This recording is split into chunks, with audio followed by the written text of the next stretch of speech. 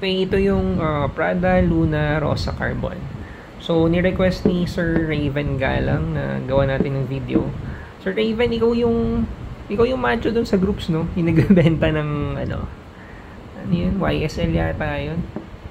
Parang nakikita kita dumadaan ka sa newsfeed ko eh. Anyway, thank you sa, sa pag-nod ng videos. So,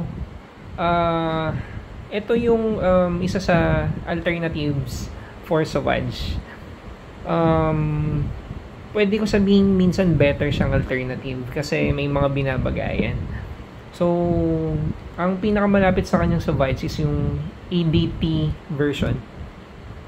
So, ano yung main differences nila? Or hindi, dun sa similarities na lang muna ako pupunta. Pareho silang may bergamot tsaka may ambroxan. So, off the bat, pagka ginamit mo sila sa magkabilang kamay mo, marirecognize mo yung similarities eh. Pero, habang inaamoy mo, habang naamoy mo sa hangin, mapapansin mo na rin agad yung differences. Kagaya nung sinabi ko dun sa isang video, yung ambroxan, laging love or hate. So, babawin ko yun dito sa video na to. Parang dito ko lang sa pabango na to na-detect yung ambroxan, or ito yung kaya sa isang pabango ko na may ambroxan, pero sure ako na magugustuhan siya ng lahat ng tao, or at least sa experience ko. Wala pang nakaamoy nito na nagbigay ng pangit na feedback. Siguro kasi toned down yung ambroxan nito compared to the Sauvage. So, parang kung maghahanap ako ng artista na mas babagayan nito versus babagayan ni Sauvage, bagay ito kay Rico yan, RIP. Pero parang yun yung perfect model na pumasok sa utak ko pag naamoy ko to, pag iniisip ko yung scent profile nito. Tapos yung Sauvage EDT naman, parang Bernard pa lang kayong datingan, ganun, rugged. So, baka hindi pala maintindihan ng ibang nanonood, no, kasi medyo matagal na sila. Siguro sa mas modern, siguro si Gerald Anderson yung binabagay ng Sauvage EDT, tapos si Joshua, mas bagay sa kanya to. Para kasing Boy Next Door yung datingan ng amoy na to. So, pero personal opinion ko lang yan. Pareho sila ng tina-target na market eh. Yung mga lalaki na na hindi ko masabing pamacho eh, pero parang yung alam mong sa sarili mong lalaki ka talaga. Ganun kasi yung scent profile ng Carbon saka ng Sauvage. Si Sauvage EDT is mas more on rugged type. Ito kasi parang amoy mayaman, ganun.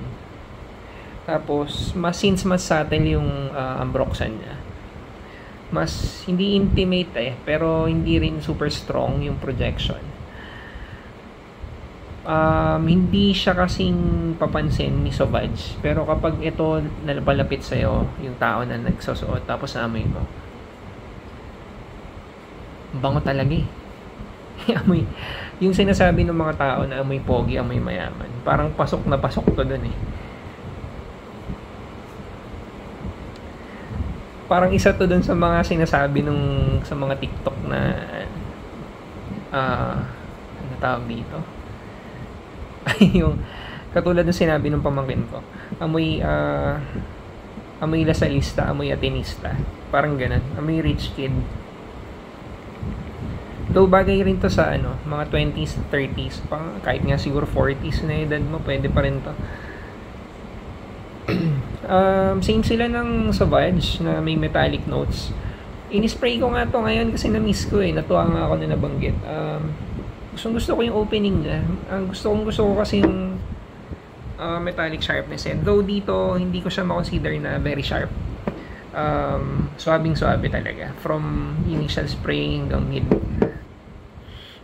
Inamoy ko lang ulit. Ang bango talaga. Longevity na ito, hindi ganun kahaba sa akin Parang mga 6, 7 or 8 hours at most. Compared dun sa Sauvage na longer. Sauvage kasi more than 8 hours yun Tsaka yung projection, better talaga yung projection ni Savage. Though yung si Edge, yung scent trail, nag-iwan talaga to ng okay na scent trail. Parang, imagine mo yung sarili mo, lalakad ka sa office, sa hallway.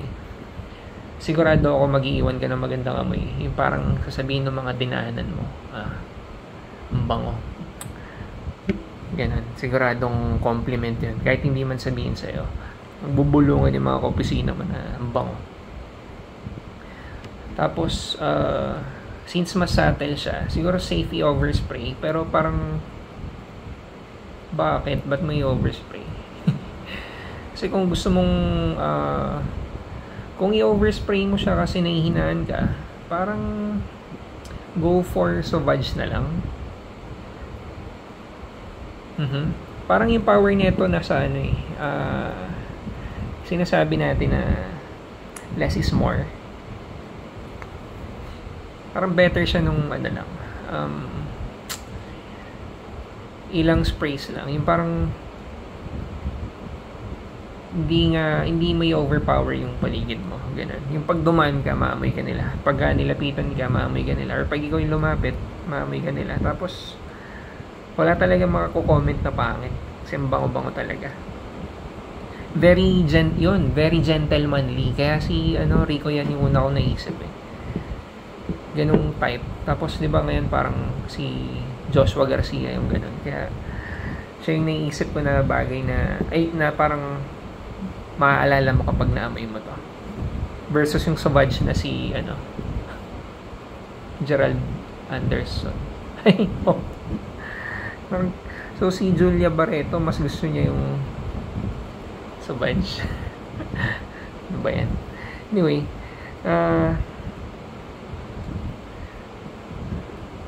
bagay pang office, perfect pang casual, pang formal, siguro okay lang, pero siguro okay lang din naman. Pero siguro mas bagay talaga siya yung office, ganun. Pang school pwede kung kung yayamanin ka, kasi kung hindi ka naman rich kid, parang hirap din bilhin kasi ito nga Prada, medyo pricey din. Chinek ko kanino ba, kay JP Fragrance, parang 5,800 hindi pang estudyante yung ganong presyo. Wala akong alam na Middle Eastern perfume na clone na directly kino-clone niya to. Wala pa.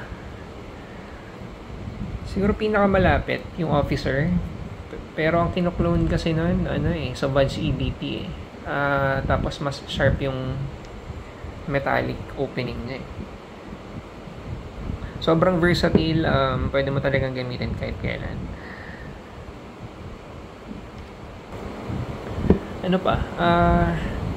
Hindi ako fan ng blind buy, yung bibili ka ng full bottle kaagad.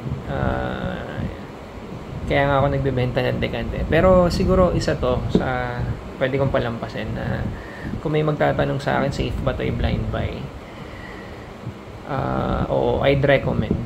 Kasi I think yung scent profile niya, kahit sabihin na nating similar sa Sauvage, ito yung nakatawid na dun sa safe side. Si Sauvage kasi 50-50 lagi yan love or hate dahil sa Ambroxan. Yung Ambroxan na ito sobrang refined, sobrang nagawa nila ng paraan na hindi siya nakakainis, parang lahat magugustuhan. So safe i-blind buy ito, pwede. Pero kung gusto nyo munang i-test pala, meron kami, may dekant kami, Shopee, Lazada, may Facebook, may IG din kami. Ano bang hindi ko gusto dito? Ang hindi ko gusto dito yung ang hirap niya i-decant. Pero for personal consumption, swabe na ito.